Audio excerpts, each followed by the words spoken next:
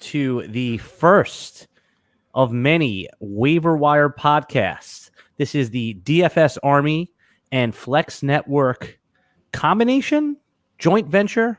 I don't know what you call it. I like to call it simulcast. That's simulcast. That sounds good. I am Season Long Sez. I will be your host, along with the one and only Shane Seeley from the Flex Network. Hello. And what we're going to do here, our goal in this cast is to just talk about the top waiver wire ads and most importantly, tell you what we suggest our bid amounts are. Now, we know every league has a little bit different dollar amounts. So what we're going to do is talk about percentages, talk about how aggressive you should be, and based on the type of league. Obviously, quarterbacks will differ based on 10-team, 12-team, or SuperFlex format. Any other nuances you can think of, Shane, before we get right into it? No, not really. I mean, ultimately, I think that we're probably gonna touch on like the major guys, right? Guys that we're gonna be targeting in our leagues. When we were chatting before the show, I talked about a few guys. Like, I play in like one of my home leagues is 10 teams, and in most of that, it's pretty savvy guys. So maybe 12 quarterbacks will get drafted, right? So there's certain guys that we'll kind of just do like a quick fire at the end, saying, okay, take a look. You might want to consider drafting this guy, like a Tom Brady, for example, right? Like for me, he was like the 20th ranked quarterback in a lot of leagues. And so, he might not be owned in every league, frankly. So, we'll quickly touch on those ones, but I think, the skill positions are where we make our money, right? Oh yeah, totally. And even if you have a couple look ahead defenses, and most importantly at the end, well, Shane and I will give you a couple wide receivers, tight ends, QBs, running backs that we think you could put in $0 or $1 bids on in order to pick them up that may not be good right away, but maybe a week or two down the road, or at least worth holding on to. And again, this is why you want to have that bottom of your roster a little more fluid. This is why you want to not draft an AJ Green, in our opinion. This is why you want to not draft Melvin Gordon, players that you're going to have to hold on to, and it just doesn't give you roster flexibility. All right, so let's jump right into it. And so we're going to talk about this in certain categories. Okay, Shane? So basically, if we think that there's a guy that's worth like just going all in for, we're going to call it break the bank. That's when you just literally push all your chips into the middle. It may not be a guy. For me, that was like a Phillip Lindsay last year. So if there's someone that you just totally want to break the bank for, I mean, that's a very rarefied air. But if you want to get aggressive, about 20, 25%, we'll call it an aggressive bid. Would you say is about a quarter of your budget? Would you agree with that, Shane? Yeah, I'd say it's pretty aggressive. Yep. Okay. And if there's a useful player, you probably want to go somewhere. I marked it as somewhere between 10 and 18%. Yep. Okay. And then how much do you think I'm going to put up on speculative players, popular speculative plays? Not the one. Plays? Yeah, ones that are like that had a good week that maybe I call them speculative that you may not be sure about yet. How much do you think you'd bid on someone like that? I don't know, maybe upwards of 5%. It kind of depends on the position, right? Yeah, you got it. I just want to see if we're in lockstep here. Yeah. And then, of course, like if there's a kicker or defense or someone in the future, I put those as two or low ceiling guys, like a Mohamed Sanu, someone that you could pick up, plug him in, a Cole Beasley type. Those are those low ceiling players. And then, of course, we're gonna go to the $1 bargain bid future star speculative batch. And I know you have a really good one tonight that I like. So that's the categories we're gonna use. We're gonna take a few questions. DFS Army asking about Amendola. Oh yeah, we're gonna get to Danny Amendola. We're definitely gonna get to Danny Amendola. He's on our list. Yes. Okay, so we'll go right to it. Any position you want to start with? I was going to start with QB. Is that good with you, Shane? Yeah, let's do it. Let's do QB real quick. All right. So look what I put up here. I put. And I'm going to have you talk to this a little bit. The 10-team, if you're in a 10-team league, the likely Dak and Tom Brady are on your waiver wire. 12-team league is more like the Josh Allen, Mariota are probably there. And then if you're in a SuperFlex league, we're looking to pick up Case Keenum, Andy Dalton, and your favorite, Gardner, Mustachio. I like it. He looked impressive, man. He went like 12 for 12 or something like that. He looked really good. The obvious concerns was that just a function of the bad Kansas City defense and that they had to keep up with Patrick Mahomes. So why don't you take me through this list a little bit? Why don't you talk to the 10-team leagues first? All right. Okay. No. So I for the 10-team leagues, guys like Dak and Tom Brady are going to be in the waiver wire. So Tom Brady in particular, this is a guy that I think that after the Antonio Brown announcement on the weekend, his stock went way up. I think it's hilarious because a month ago at this time, people were talking about, oh man, the Patriots are receiving core. There's nobody really there. N'Keal Harry is looking banged up. And it just is one of these, there's so many question marks, right? Whereas now, people are projecting Tom Brady is going to finish as like a top 8 to 5 to 8 quarterback. I mean, he put up the performance last night. One of the things that really just stood out to me, as watching, I was able to watch most of the games yesterday, but a lot of the offenses just looked sluggish, man. Like they are like coming out of the off season and they look bad out there.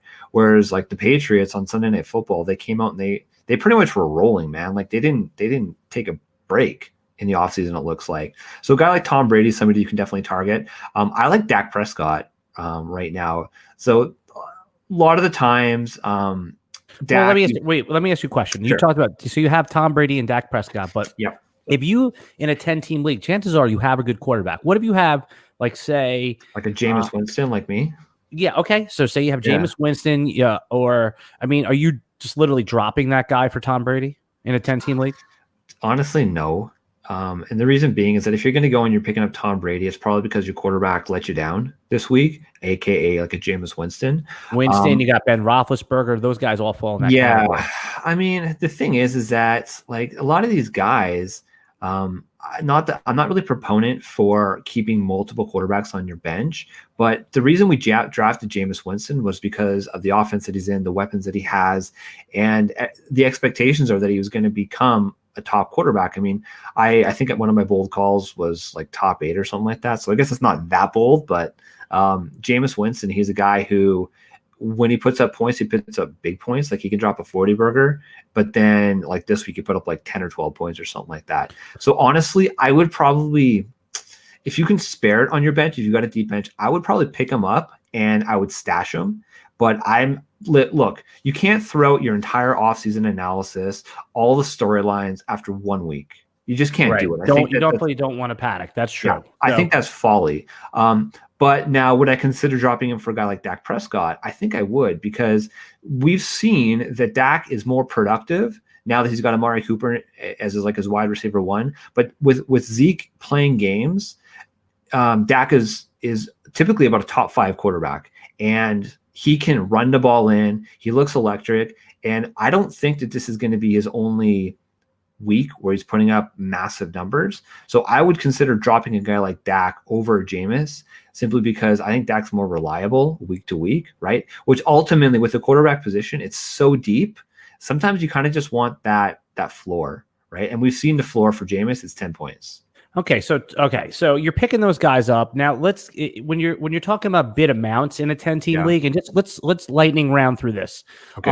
If you're in a 10-team league and Dak just put up that monster score, where are you going? What % of budget are you spending on him if you have a quarterback that you were disappointed in? And even, I doubt they're available in 12-team leagues, but if they are, and you just want to pick up a guy, give me your percentage of budget you're going to throw on these guys. I think if I'm in a 10-team league, I'm probably not going to put up more than 5 to 7% max, absolutely max. So you're calling these guys spec plays. I mean, they're more than that, but you're just saying. The reason I wouldn't blow my budget on a quarterback is because it's a replaceable position, right? It's like the same reason we waited to draft these quarterbacks at the very beginning of the season in our drafts. It's that you don't need to blow the bank, because this isn't going to necessarily be a player that's going to make or break you every single week, right? I mean, there's going to be variance. These guys have big weeks. Chances are they have average weeks next week. That's just the law of averages. So I wouldn't break the bank for these guys. Now, if I was in a 12-team league and one of these guys was available, I might be willing to go closer to like a 7 or 10%, because at that point, the quarterback position is slightly more scarce, right? But again, I mean, generally speaking, I'm going to spend my money on skill position players, not quarterbacks.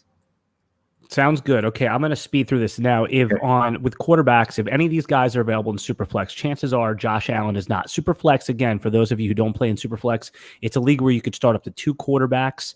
And if Mariota, Case Keenum, Andy Dalton, or most likely Gardner or Minshew, you treat them like a running back. If Gardner Minshew is on in a 12-team SuperFlex, you're gonna go aggressive on him.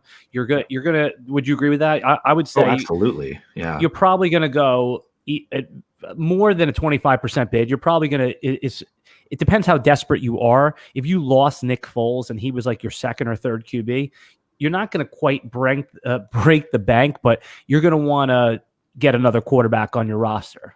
Yeah. What percent? He was put on IR, right? Was he designated to return? Designated to return. So what would you spend? Give me the exact dollar amount you would spend on Gardner Minshew, or the percentage in a super flex where you lost Nick Foles as your QB3. I would probably put 25 to 30%. Like I would go hard. Yeah. Okay. If you lost him and he was, look, if you had, so it's a little bit different. If Nick Foles was your third quarterback, third. Right? He was someone's third QB. He wasn't anyone's second quarterback. Yeah, I'd probably still go 25% because somebody out there is going to want to do it, right? Because ultimately, at the worst case scenario, this guy's going to hold some value, and he might be trade bait in a couple weeks. So I'd go aggressive on that. Similar to like a starting running back, right? Totally. Yeah, that's what I said. Treat him like a running back. And again, the quarterbacks aren't going to come up that often because they don't get hurt that often. So I would agree. You're going to have to be aggressive if you're the Nick Foles owner. If you're just a team that only has 2 quarterbacks, same thing. If you already have 3 quarterbacks, you put a bid in for Gardner Minshew and use him as trade bait. Or if he turns out to be good, you could trade one of your other QBs. Absolutely. Right. Let's what we're going to do is we're going to save wide receiver for last because there was just so many wide receivers that are viable on the waiver wire. Interestingly enough, usually it's running back. The running backs that we're going to talk about that I think are the high priority ads are Malcom Brown, Chris Thompson, Gio Bernard, Raheem Mostert, Dontrell Hilliard, and Rex Burkhead is worth a bit. So, sexy Rexy, baby. Yeah, just go. Do you have any other running backs that you thought came up on the waiver wire this week that might be worth a bid? Let's talk 12-team leagues. Most people are in 12-team leagues at this point, PPR. If you're in 10, you'll have some other options as well. These are the guys that are like 30% or under. What about Darren Sproles? Okay, great question. I would Darren Sproles. Okay, so yes, we will. I think that he is worth adding to this list. Darren Sproles is worth a few bucks. Okay, Malcom Brown is at the top of the list. Would you agree? Oh, absolutely. Okay. Look, that like it almost looks like Todd Gurley. He wasn't catching any balls yesterday. He wasn't getting the goal line touches. The goal line touches, I get. Drop Sony Michel. No, we don't drop Sony Michel. Malcom Brown. So where's most violent as a running back is on those like that's a real question. Sorry, the drop Sony Michel was a real okay. It was a real right. You just glazed over it. It's okay that it's a typical Patriots thing. Sony Michel is going to get his. That was an alarming week for sure, but do not drop Sony Michel. At very minimum, put him on your bench. But I'm even starting him next week, so let's stay. Can I just say something about that, Al? Yeah, I feel like people are going to get trolled every single week with the Patriots wide receiver or running backs, The only guy that's really reliable on a weekly basis, in my opinion, is a James White, because this is a guy that no matter what the situation is, he's going to get some touches. Like we saw it last night, first half of the game, or really first 3 quarters, he was heavily involved. But by the time they were, well into the 4th quarter, it was Rex Burkhead killing the clock, right? Yep. So I think that early on, for these actual competitive games, I think that it's going to be Sony Michel, and I think it's going to be James White. But there's not going to be blowouts like that every week. So no, I wouldn't panic. And I totally agree with that. James White's the only one that's reliable, but even that, it's like week to week, you're just not going to know. I mean, if they go way up, they're gonna save them.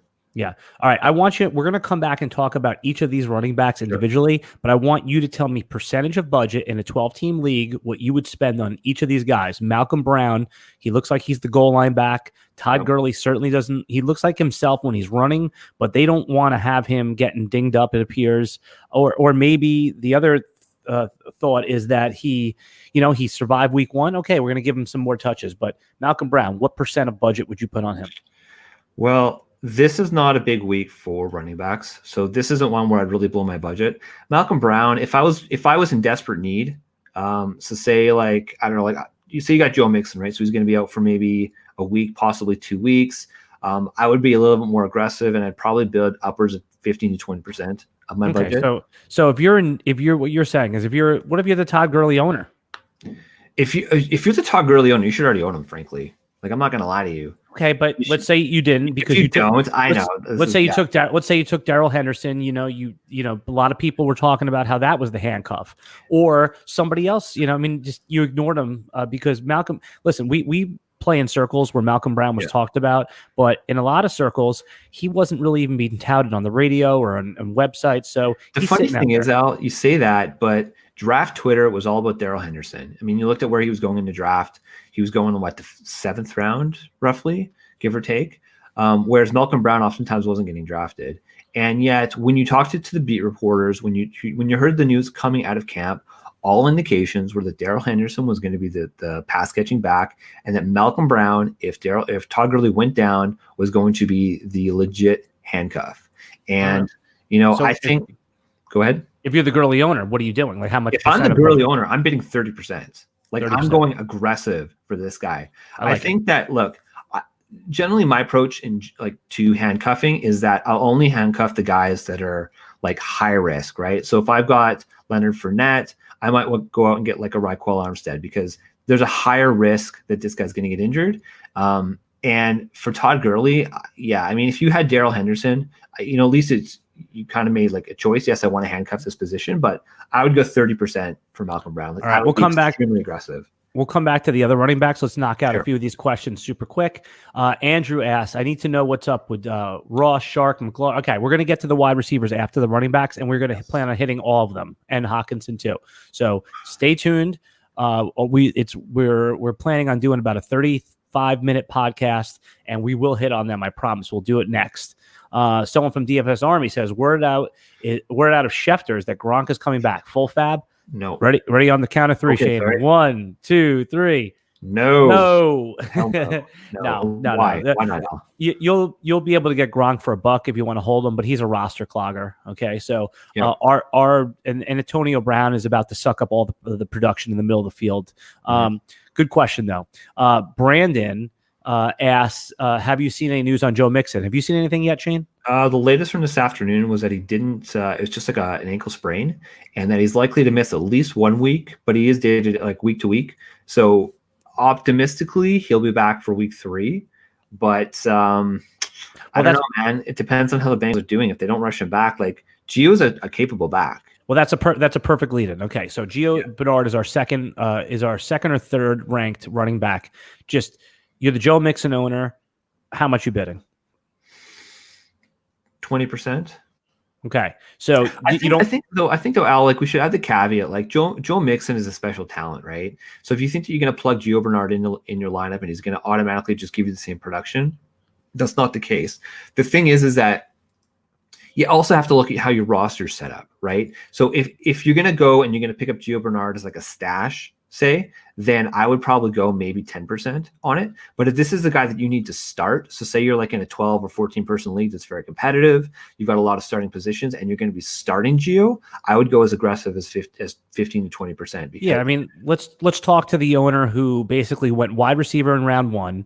Yeah. Round 2, he maybe took George Kittle, and somehow Mixon fell to the 3rd round to him as he was falling late in late draft season, and now he's without his RB1. Yeah. And his RB2 is, say, Mark Ingram. So he has a good second back, but he doesn't really have any depth at the position. Right. You're recommending somewhere between 20 and 30% based on your desperation. If you're going to start him, if he's going into your starting roster, starting I'd bid 20 to 30%. Yeah. And what if he's going to be just like a guy you're going to collect for your bench? Probably 10%, because Mixon's going to be back if not week 3, week 4. So it's a guy you're stashing for 2 weeks. He's depth. You don't blow your fab on depth. Okay, I like that. That's really good advice, and I fully am on board and agree with that. We've just got a couple more questions, then we'll get back to it. Andrew said, is it time to drop Darwin or Pollard? For me, I'm dropping Pollard. Darwin Thompson, I'm still holding because I don't have any confidence in the health of either of the other 2 backs as far as long-term. Darwin still has upside. You're just going to have to wait for it. Now, if you're in a situation where you're desperate to make a move, yes, Darwin can be dropped, but I would hold him as long as possible. He's similar to Justice Hill for me, where he will have value. You're just going to have to wait for it. See, I don't know if I necessarily agree with you there. Then state your case. And the reason being is that I agree with you that, Damian Williams and LaShawn McCoy, they have had injury histories, and they are both older running backs. But you looked, it was about a 60-40 split in the favor of Damian Williams. I think that you're going to continue to work them. I think that like right now, LaShawn McCoy is healthy, and he'll probably be healthy for at least a little while early on in the season. If you can hold Darwin Thompson, I mean, to me, it's the same as holding a Gronk, right? It's a speculative play. You're holding the third running back on a team. And frankly, I mean, I wouldn't use a roster spot for him. Well, here's really what it comes down to. Look at the guys we have on our waiver wire. Are there any running backs that you would drop Darwin Thompson for? Like that you have available? Okay, so let me rephrase. Yes. So the guys that we're putting on that we're recommending to pick up are Malcolm Brown, Chris Thompson, Gio, Mostert, Hilliard, and Rex Burkhead. Would you drop Darwin Thompson for any of them? Okay, Malcolm Brown, I would drop him for. Chris Thompson, yes. Gio Bernard, I would consider it because at least like if I was going to start Gio this week, I would drop him for it. Mostert, maybe, probably, I don't know, maybe. Okay, it sounds like that's where the line gets blurry. That's kind of where the line is. Yeah, Hilliard, probably not. Rex Burkhead, probably not. For me, I would hold Darwin Thompson for all these instead of all these players except for Malcolm Brown and Chris Thompson. And because that leads into, if you're a Darius Geis owner, Chris Thompson, I think he falls into the. I know you have a much love for him. I think he falls into the same category. Chris Thompson, he's a $15 or lower player, depending on PPR and your desperation for a running back. I think there's going to be better options down the road than all of these guys. Malcolm Brown strikes me as a guy, though, you're going to want to have. He feels very Latavius Murray, good offense, goal line hammer. Latavius Murray was going in the 6th, 7th round. If we could redraft today, I think that's around where Malcolm Brown would go, the 8th round, probably where Darrell Henderson was going. So I would put. Absolutely. Yeah, I'd probably go up to as high as like in the 40s for him if I really needed a running back. But I've been known to be a drunken sailor. Look, it's a bit of a tangent. I think that you would go and spend 40% of your budget on Malcolm Brown, and I wouldn't have a problem with that. And the reason being is that I think, now that you mention it, I totally agree with you that he could have like a Latavius Murray type appeal. And I think that he can have standalone starting value. I mean, look at it this week. He might have a couple weeks to let you down, but once you're, if you're looking for a flex play anyways, this is a guy that you could, his guy's done. Sorry, I'll just finish this thought real quick. He's a guy that could have standalone value every single week. And look, if when something happens to Gurley, he's going to be going for 100% of your FAAB budget, right? Yep. So if you're willing to get aggressive, jump on it early at 40%, you'll get him cheaper than that. You'll get him. Yeah. But don't be afraid to spend your FAAB early. If you love a guy, if you absolutely love somebody, the earlier you spend your FAAB, the more you're going to be able to call it value per dollar spent on your FAAB, right? Because you get a guy now, you're going to get him for 15 more weeks in theory. Whereas if you're getting a guy up in like week 12, you might get him for a couple weeks, and if you're lucky to get into the playoffs, right? So don't be afraid to do that. If there's a guy that you love, do it. Yeah, no, I fully agree with that. I think that the FAAB becomes less valuable as the year goes on.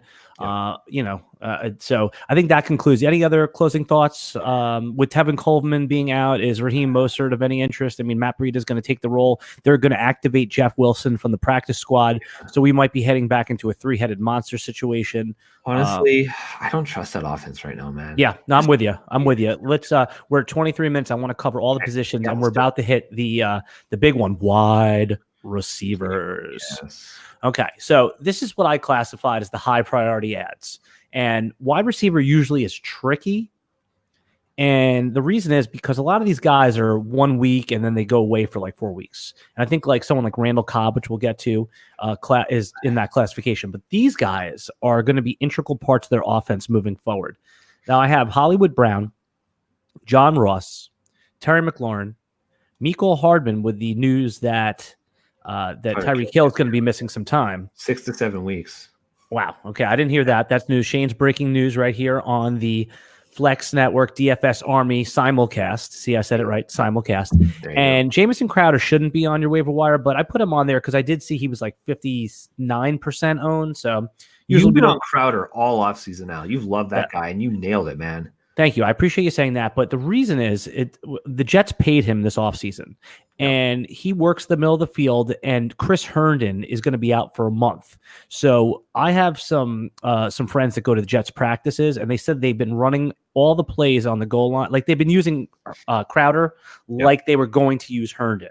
So I'm not saying Crowder is going to be full season, but first month of the season, if you can get out from under him, who the hell is going to buy Crowder from you? I don't know, but Week 1 was pretty good, 17 targets. Yeah. Oh my God. Yeah. Insane. Yeah. He's the first NFL player to have 17 targets and less than 100 yards. Really? That's the Jets for you, man. Yeah. All right. Talk about these high priority ads, and because you agree though that wide receiver usually you don't want to empty the kitty, but these guys all look good. Go ahead. Well, the thing about wide receiver, if you're going to be blowing your budget, it's because you're going to get a guy that you're going to be able to start every week. There's question marks with every one of these guys. So let's just start with Hollywood Brown. Okay. So this guy was hyper efficient. Let's see here. He had 5 targets. 8 snaps, by the way. 8 snaps. Yeah. 4 receptions, 147 yards, and 2 touchdowns. He leads the league in points per snap, by the way. Oh, yeah. That's a new stat I just made up. Points per snap. No, but I mean, like, here's the thing, right? Like, this is, to me, and I don't know, like, immediately I started thinking, man, Tyreek Hill, right? This is a guy that could get away from a defender and just, like, put on another gear, man. But Miami looked putrid. They look just putrid. I think that's the $1 million question. Will they be able to do this against a competent offense? Now, here's my thought: is that people are down on the snap count for Hollywood Brown. I think he's a high priority ad he doesn't need to be on the field for many snaps, because when he's on there, like you said, he could beat everybody down the field. And the way that the Ravens have designed their offense, the way they want to run, how they want to run the ball a lot. They were the most run-heavy team. They have a running QB. They have Mark Ingram. So they were really nervous about people stacking the box on them. This is what I'm understanding from reading from the beat writers. So that's why they got Hollywood Brown, because they need someone on the field that can threaten down the field. Because if they don't have that type of receiver, then their plan to run the ball is they're going to be facing 9-man boxes. So you're going to get low target. I think more of a Deshaun Jackson, peak Deshaun Jackson is what we're looking at here. But I think Hollywood's someone that you could plug in your wide receiver 3 or flex every week, and it's going to be bad some weeks. So I'm getting aggressive. I'm going like 18% of budget. Okay. If I really want him, like 24% of budget. I don't think you're going to get him. I think there's going to be one crazy person in your league, and everybody's league that's going to bid 30 to 35% on Hollywood Brown, because all they did was they saw the highlights. I agree with you. I would probably spend between 18 to 25% of my budget on Hollywood Brown. The one thing that kind of worries me though a little bit is, going back to our original point, like Lamar Jackson had 10 minutes to throw in the pocket. He was just chilling while Hollywood Brown went and he got open on at least 2 of the touchdowns. Like, he was just hanging out in the pocket. And I worry that if they're actually playing a competent team, that's not going to happen. And I want to see Lamar Jackson throw while he's on the run. Like, I want to see like a Deshaun Watson or like a Russell Wilson, where he can just go and be hyper accurate, while he's on the run, because that, I think, as the season goes along, is going to be a little bit more indicative of how the games are going to go. And I don't think that they're going to be facing this Miami team every week. So that's the only thing that gives me pause. And that's why I would only go and spend about 20% of my budget on him max. But I think that there's going to be somebody out there that looks at the box score and says, holy crap, this kid's going to be amazing. First round pick, first wide receiver off the board, boom, 30, 40% of their budget. Okay. So you think to get him, you're going to need to go haywire, and you don't think it's worth it? I think so. I mean, we've seen this before, right? That's fair. Man, I could be wrong. This guy could be like, you saw him last year. Like, we've all seen the highlights from last year, and he was unbelievable playing with Kyler Murray. So if you're into it, I wouldn't be upset if you spent 40 to 50% if it was me, but I'm a little bit more conservative. 20. Yeah, I don't think that's like, I wouldn't spend 40%. My bid, if I wanted to get him, I'd put 31, but I don't want him that much. I do want him, but my bid is probably going to be in the low to mid 20s. Now, everybody, there wasn't one expert touting John Ross this offseason. He was left for dead. This reminds me a lot of what happened with Tyler Boyd, his teammate. Yeah, terrible. He was a terrible first 2 years. I literally dropped him on a dynasty team. But we forget, wide receivers break out in year what, Shane? 3. What year is this for John Ross, Shane? Year 3. Year 3. Is it a big surprise that all of a sudden the 9th overall pick, the speed guy that Marvin Lewis always had a problem with, Marvin Lewis leaves, in comes Zach Taylor, new coach, Sean McVay coaching tree, unlocks John Ross. Coincidence? I think not. I love John Ross when he came out. I mean, he struggled. I think, what did he play, one game in his opening season, and then he was out on IR for the rest of the season. So, I mean, Yes. he pretty much just scrapped that first season. Then last year he struggled pretty much all year. He was unstartable. Okay, But, so we need to talk about John Ross in two different ways. Okay. While the current situation exists with him and Tyler Boyd, and then after AJ Green presumably comes back in week 4 or 5. So five or 6, 7 or 8, who knows? Let's just say if you're bidding on him, you got to assume it's week 4 or 5. Okay, I think that's a safe assumption. Now, again, if it's more, then it's just gravy. But I'm probably gonna bid as much for John Ross as I would for Hollywood Brown, and the reason for that is you saw the targets that he got. What was it, 12 targets? Just gonna double check that. Yeah, he got 12 targets yesterday. We know Joe Mixon's out, right? And the thing about fantasy football is it's a win week by week league. Like, you can't be looking too far down the road. And so if I can plug John Ross into my lineup this next week, which I'm going to hopefully try to do, I would bid probably 20 to 25% for John Ross. Like, I would rather have John Ross than Hollywood Brown, because I think Ross is a guy that's going to be more consistent. And guess what? He could probably put up the same sort of points as a Hollywood Brown. He has that explosive capability. So I would target John Ross, but I've also, like, he's been one of my favorite rookies for a long time, and I've been constantly disappointed by him. So maybe that's why I'm like a homer for him. Yeah, no, I totally get that. I think John Ross has the most viability, that although Hollywood Brown is the number 1 overall receiver that was taken in this draft, the Ravens decided to take him with a first-round pick, even though he was hurt. They must have saw something in him. They knew they needed him for the offense they want to run. There's a lot. Someone said before, there's so many wide receivers. There's AJ Brown. There's there's Terry McLaurin, who looks like he's going to be the number 1 and force fed the ball, and he just looks amazing. Mecole Hardman, as we said before, presumably is going to be taking Tyreek Hill's spot, or they can't all go to Sammy Watkins. So you're not going to be able to get all these guys. So you would prioritize John Ross first. Would you say Hollywood second and McLaurin third? Yes. I would probably go Crowder. It'd be close. Well, it'd be close to McLaurin and Crowder. Yeah. Let's assume Crowder's not in the mix here. I put Crowder at the end because I think he would be the first choice for me if he's available in your league. I just don't think that, because he's going to be the safest, the most reliable. Yeah, you're right. So let's just take him out of the mix. Of these 4, rank them in 1 through 4 order for me. I would go John Ross, Hollywood Brown. It's close, but I go those 2. Then I go Terry McLaurin, then Mecole Hardman. I don't buy into Mecole Hardman. I haven't all off season. I just want to see it before I put my money on it. That's the thing. You're not going to be able to see it. You're going to have to put your money on it first. So how much of that money would you put on it? Because someone's going to bid on him this week. And if you want to, the chance to see it to see it first before was in the draft. No one drafted him, so he's sitting there in the waiver wire. How much are you willing to put on it? Me, 5%, 7%. Okay, yep. I'm not super bullish on him. Right, and if you were, I would say 9 or 11% gets it done. All right, those are the tier 1. So we move into the tier 2. Wide receivers that we're calling not tier 2, just who's available this week. And let me see. Tier 2 was Danny Amendola, who had a great day, 100 yards and a touchdown. DJ Chark, who we were touting all offseason as possibly going to be the wide receiver 1 in Jacksonville.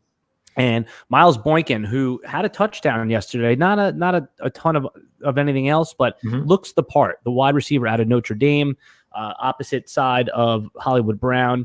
He looked pretty good.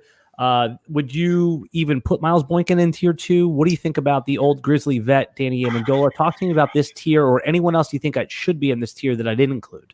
Well, no. I mean, for me, I like DJ Chark at the top of this tier. For upside. For upside, yeah, simply for upside. I mean, obviously there's a risk because he's dealing with like basically a rookie quarterback now, so he's not going to have the reliable quarterback play, but he did look pretty decent. AFC South, a lot of high scoring games. It's a guy that I would want to get a piece of. Danny Amendola, as a Patriots fan, he's always going to be one of my favorite players, but there's still other guys in Detroit that he's going to have to beat out. And so I wouldn't spend a ton of money on Danny Amendola, but if you need decent depth, I mean, if you need to get a a flex play, I'd be okay picking him up as well. And then at the bottom of that is Miles Boykin. I think that Miles Boykin is going to be great, but this is the kind of guy who, he might have up and down games. He doesn't have that explosive ability that Hollywood Brown does. And although Miles Boykin apparently had an amazing camp and preseason, I still wouldn't just break the bank on it unless I was in a super deep league. Oops, sorry about the extreme close up there. There we go. There we go. Yeah, no, I agree with every single thing you just said there. And we got to start disagreeing on some of this stuff, but I think that these are the logical thoughts, the logical plays in that tier 2. So how much would you spend on Chark if let's say you lost Tyreek Hill, or who were some of the other injuries at wide receiver this week? If you were a little worried about, Juju's a little dinged up, you just need to add some depth. You're not happy that you drafted Dante Moncrief because he dropped 5 passes yesterday. Oh my God. Yeah. So I think that actually the safest pickup here is Danny Amendola. He's been, so if you just want somebody just to fill the hole, I'm going about 14, I would say 11 to 13% on Danny Amendola if I'm desperate. If I just want to throw in a bid just to see if I get him, maybe 6 to 8%. Does that sound right? I think that's pretty fair. And it'd be about the same for DJ Chark. I mean, I would probably spend more on DJ Chark because maybe this is going to be his breakout season. Yeah. And you kind of know what you're going to get with Danny Amendola, right? He's a possession receiver. He's going to have some good weeks. He's going to probably have some down weeks. But DJ Chark, this is a guy who could be on the up. He could be the number 1 receiver in that offense. D.D. Westbrook, I think, looked good yesterday. He was one of my flex plays on our pod last Friday. Nice. And I think he looked pretty decent. He didn't quite get the receptions that I thought he was going to get, but he got the touchdown. And I think that DJ Chark, there's more upside. So if you're bidding for a guy for your bench, you want upside on your bench. Even with the new QB, are you worried at all about Gardner Minshew? He looked okay. He looked okay with him. So why not? Let's go with it, man. Go for the upside. Yeah. Fair enough. Okay. So the other guys, I think that's really good, smart analysis there. The other guys I thought were worth putting a bid on were DK Metcalf, Randall Cobb had a decent game, Chris Connely, Rashad Higgins. Is it Rashad or Rashad Higgins? I think it's Rashad. Rashad. Okay. Rashad. Your guy, Switzer. Yeah. And then Beasley, who Cole Beasley had a bunch of catches and a pretty good PPR game. And A.J. Brown looked like that nice tall slot receiver. Ooh, man. Is there anyone that you'd put more than a $3 bid on of this group? The guy that I was going to go, if I would go after anybody, it would be DK Metcalf. And How much? Man, I almost would have DK Metcalf in our last group. Okay, so like DJ Chark and stuff. So I would probably go 8 to 10% for DK Metcalf. The funny, it's funny. I was listening to the radio on my way home today, and they're talking about how like the narrative all through training camp and stuff about DK Metcalf is that he's like a one-trick pony, because everybody saw that one.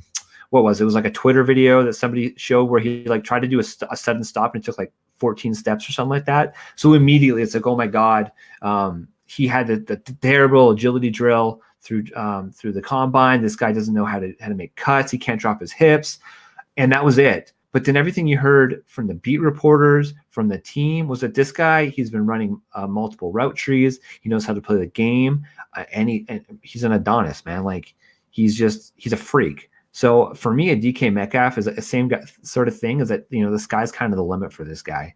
So I would definitely. Did you guys discuss McLaurin already? Yeah, Andrew said, did we discuss McLaurin? We'll circle back on that. We did hit him, but we'll circle back. But just finish your thought on DK Metcalf real quick. Yeah, and then I mean, how many receptions did Tyler Lockett get? 2? Two, and he didn't have any until the fourth quarter. But one of those receptions was a touchdown. Well, that's just classic Lockett, right? He's Mr. Efficiency. Mm-hmm. But I mean, DK Metcalf, I think that this is a guy that could legitimately, like, the more and more I think about it, and maybe I'm just like, I love the dynasty hype with a DK Metcalf. I think that this is a guy that could become the number 1 receiver on this team. Probably not right away, because Tyler Lockett is just, I think he's very good. But maybe by the end of the season, you can see that DK is going to be the alpha. And this is a guy that I'd be willing to keep on my bench for that upside. Yeah, I mean, DK has that typical number 1 wide receiver size, speed, similar to like Andre Johnson or Calvin Johnson. Whereas the Tyler Lockett is more the Antonio Brown style of number one wide receiver. Yeah. All right. Yeah. So DK Metcalf, what percent? Are you going 15% of budget on DK to make sure you get him? 10%, but I'd probably go 10 to 15% for DK. Yeah. Okay. And just circle back real quick, McLaurin. Andrew had asked if we talked about Terry McLaurin. Terry McLaurin, Shane and I both had him pretty high on our dynasty draft board. He was going in the third round of a lot of dynasty rookie drafts. Shane and I both moved him up to like an early second round, even late first round pick. I know Shane was really high on him. He turned my head. Specifically, Shane, when you pointed out that Haskins was his quarterback in college, and for the long term, that chemistry looked really good. But you know what? He looked good yesterday with Case Keenum. Is this just like one of those stud wide receivers on a bad team that's going to get force fed? He's a good receiver, yeah, man. All right. So how much you putting on Terry McLaurin? Well, Terry McLaurin, I would probably put it 15 to 20%. I think I'd go high in this guy. I mean, look, like down the road, there might be other guys that break out, right? But these are all guys that we had really high draft values on, like for dynasty leagues.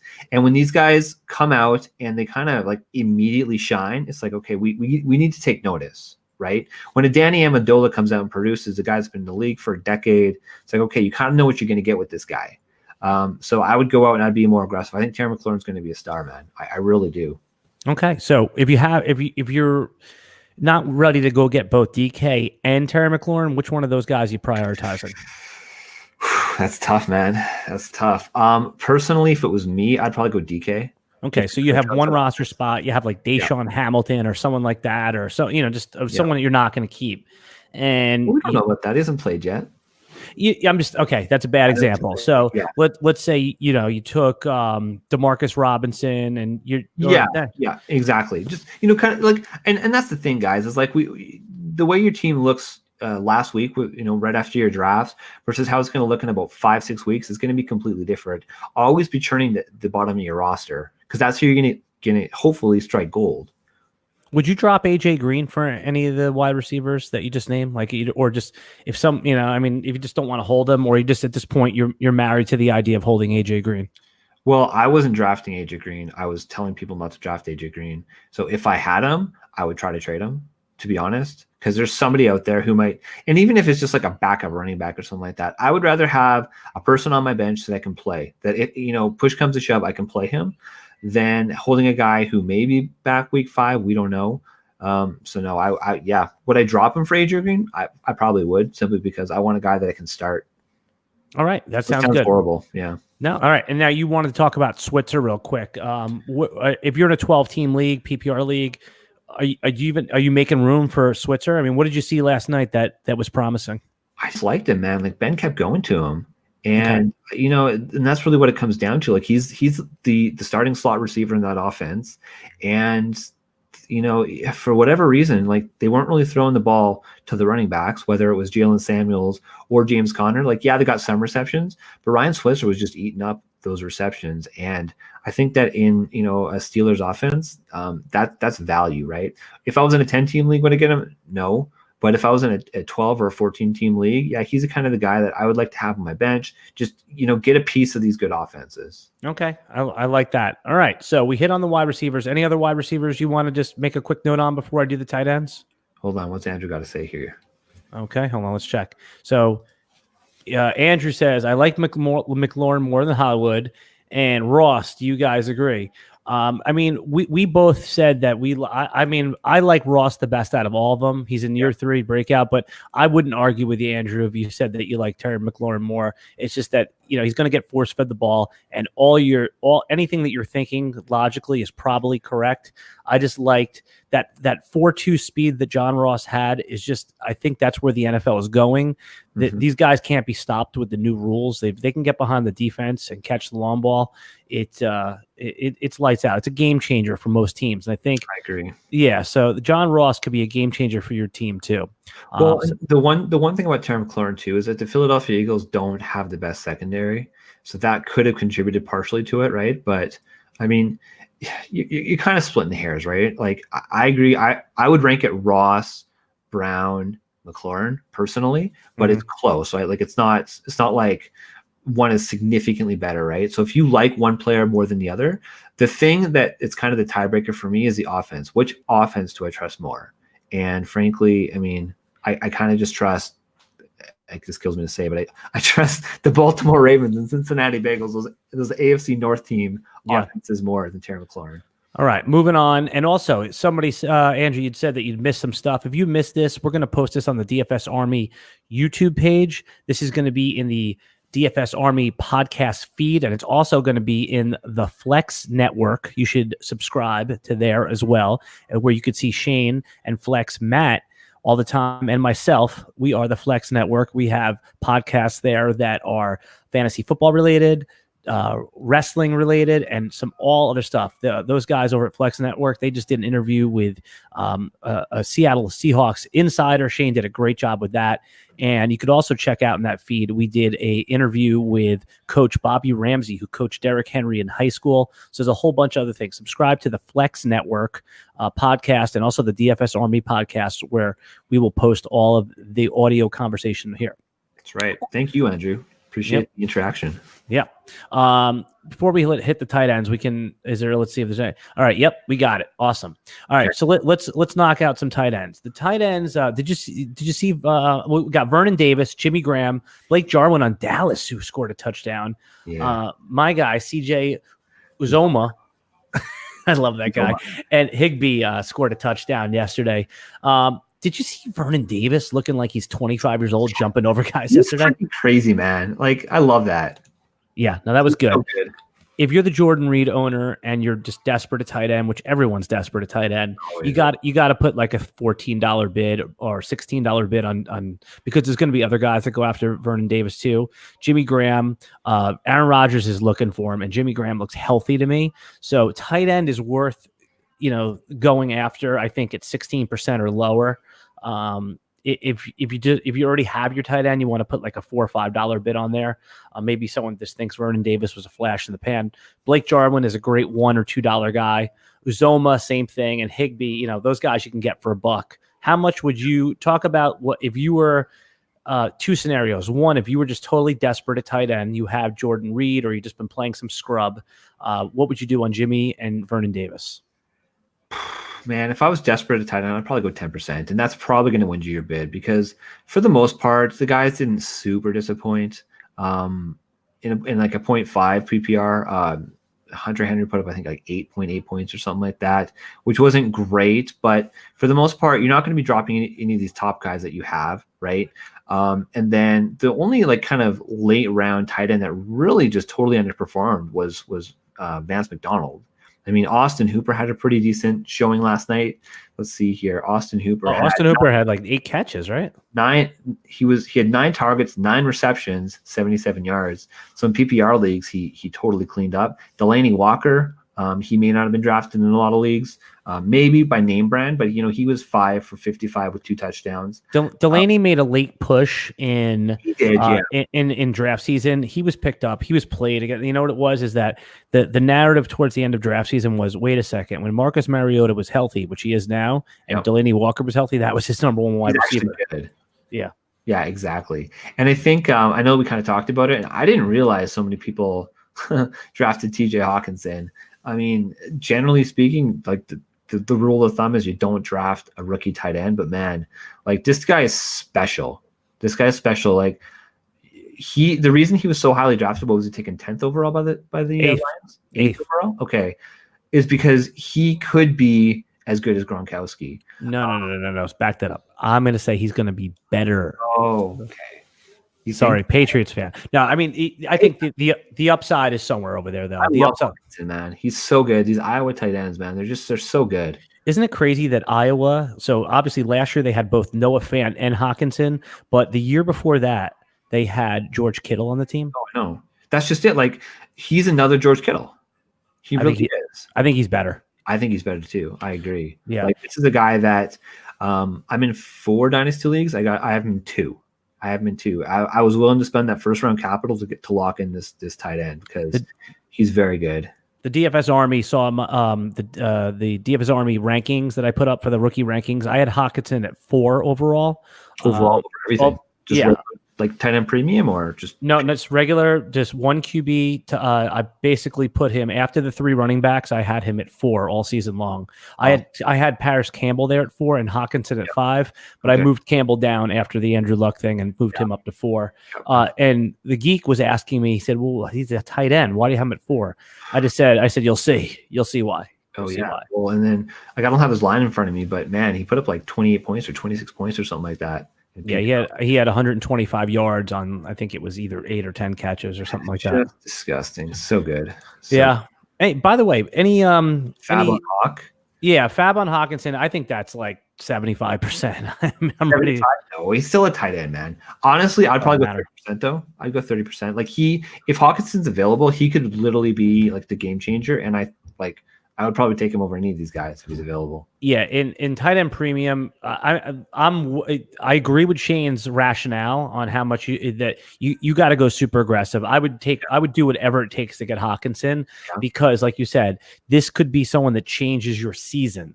So, in a league where you can spend 50% easily.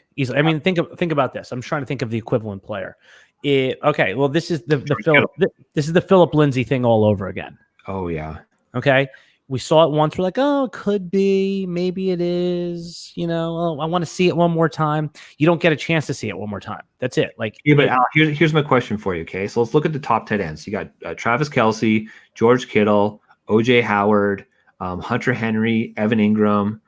Are you dropping any of these guys for, not dropping them per se, but, are you still bidding that aggressively if you've got one of those top 5 tight ends? Yeah, because I can play him in my flex, presumably. Now, so the wide receiver, where would TJ Hawkinson go if we redrafted today? Where would he get drafted? What round? Probably around 5 or 6, around the OJ Howards. Okay. Yeah. All right. So how much if we were doing a redraft league, Shane, and I said, okay, you have 100% of your FAAB. Let's use a $100 FAAB league. Yep. How much of your FAAB would you pay for an extra 5th round pick? Probably at least $50. Okay, so there's your answer. I would pay 100. Yeah, you'd pay 100. I'd pay 100 for an extra 5th round pick. Yeah, I guess that's a good point when you put it that way. Okay, so that's what I'm saying. So he's worth 75% if you believe that he would go in the 5th round of redraft. There's my logic. Which, based on his performance yesterday, it's so tough to have a 1-game sample size. You're gambling at this point. Not gambling. It's strategic. But that's it. Okay. So the price before you saw it was 10th round, not drafted. Now you get one quick reveal. The quick reveal, little peek behind the curtain. It's the taste. Little taste. Now you buying yet? Because if you wait, he's gone. So I'm just saying if he finishes as a top 3 tight end, that's like finishing as a top 15 wide receiver, basically. So would you take another top 18 wide receiver on your team? Yeah, of course. You would. I believe in him. I believe in the talent. I would spend what it took to get him. Shane agrees. He just doesn't agree on the amount, which is totally fine. Okay. Any of those other guys there on the tight end board that you would interested? Jimmy Graham, or how much would you pay for Jimmy Graham if he was sitting on the waiver wire? $5. What was that? $5. I still don't trust it. We saw what he did last year. He's not the same Jimmy Graham from years ago. No, he's not good. His catch was amazing for the touchdown, and then he had that little hurdle, which I think kind of got a lot of people excited, but not really. I'm not too interested in Jimmy Graham. Okay, spoken like a fantasy player who's doing good at tight end. I am dying at tight end. If you're dying at tight end, yeah, maybe $10, 10% of your FAAB. Yeah, I started Tyler Eifert in one of my leagues, and Jack Doyle in another. It's just I totally punted tight end, and it would be a dream come true if Hawkinson was on there. All right, we're almost double the amount of time. Any look ahead defenses that you notice? What have you picked up or kickers? We'll start with kicker. What have you picked up? Matt Bryant and you got a 0. Why the hell did he get a 0? Did he not attempt a field goal? I didn't watch Atlanta game yesterday. Man, I was only really watching it at that point on Red Zone, so I wasn't paying too much attention to that. I have to dig more into that. But no, to be honest, I've pretty much I'm down to 2 leagues, I think, with kickers at this point, and I've got this game one of them. It's one of the ones we playing together, so I don't tend to look too far down the road for kicker. typically, honestly, what I'll look at, just like in general, my strategy for kickers is people don't pay attention to them, right? So go look and see. You want teams with decent offenses, but offenses that don't always get into the end zone, because that way you're going to get 3 points versus just a 1 PAT point. So I'd try to go look at teams that have pretty decent offenses that maybe didn't put up a ton of points this week. Tampa? Just target that. How about Tampa? Tampa's kicker? He's on the waiver wire.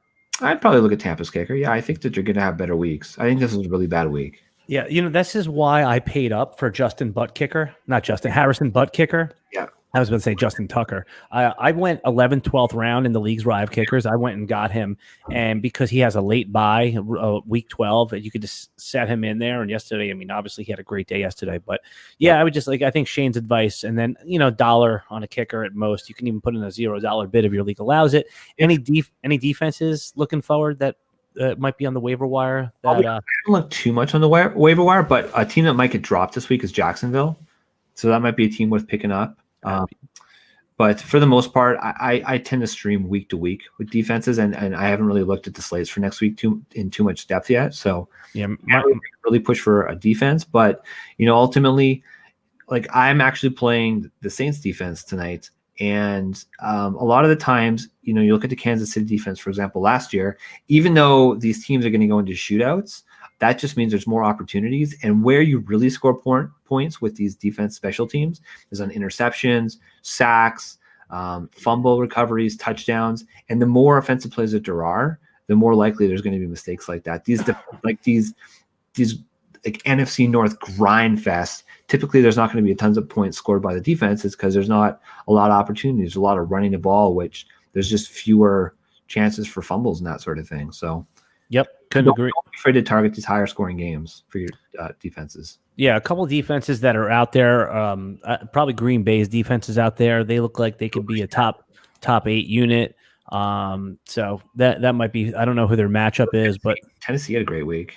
Tennessee looks like a killer defense. It's funny. I heard something interesting on a podcast, and this is just tangenting off of Tennessee's defense, and then we'll wrap this thing up. Was someone said that they thought Baker Mayfield hit his head. That Tennessee really roughed him up, and that could have been why he had a shaky second half or shaky game. Maybe maybe had a concussion. Maybe an undiagnosed or something like that. As we leave and we head in and we finished up our waiver wire week 1 podcast, if there's anyone that we missed, you could send us a tweet. You could hit him up at Shane. What's your Twitter handle, Shane? Go ahead. _Shane. So SEELEY _Shane. Okay. And there it is right there. Yep. At Seeley _Shane. You could hit me up if there's anyone we forgot. We'll give you our thoughts at Alan Seslowski. Shane, you can catch him all the time over on the Flex Network podcast. I join him there weekly. We do our Friday Flex Play. What else, Shane? What am I missing? The one thing you're missing, Andrew asked a really funny question. First time doing FAAB, can you see other people's bids? The answer is absolutely not. Otherwise, it'd be too damn easy. Right. This is all a blind bidding. So maybe is he talking about? Can you see the results? You could see afterwards. Yeah, afterwards on Sleeper, you're able to see all of the people who bid. Sleeper is one of the apps you play on fantasy football, and you can see all of the different bids. On some softwares, I know on CBS they only let you see the winning bid. But Yahoo, you can't do it on the app. You can do it on the desktop in Yahoo. Yeah, so it's always interesting, and every league is different. So yeah. I've been in leagues where they bid off the charts aggressive, and I've been in leagues where there's a bunch of scared cowards like Shane. Oh, yeah. Conservative, okay? That's great. That's great. All right. What narrative storyline are you looking forward to most in week 2? Oh, man, narrative storyline. It's got to be AB, man. Right. I think that's it. No, I can't do better than that. I can't do better. Frig. I mean, if they don't just go and just stomp the Dolphins, it's going to be shocking. Right. Yeah. The line is I think it's already 14.5. So is it really? Yeah. I was saying if people were asking me yesterday what they thought the line was going to be, and I was saying 14. So there you go. Yeah, 14, and that really means it's like because you add 6 if it's on their home field, so it's really like 20.5 if it was in New England. All right, man. Great podcast. Hopefully we answered all your waiver wire questions. This will be on the Flex Network and on DFS Army's podcast simulcast feed. We're going to come back and do this every Monday night, And until next time, for Shane Seeley, Seeley_Shane, I am Season Long Sez at Alan Seslowski. Thanks for listening to the Waiver Wire podcast. See you later.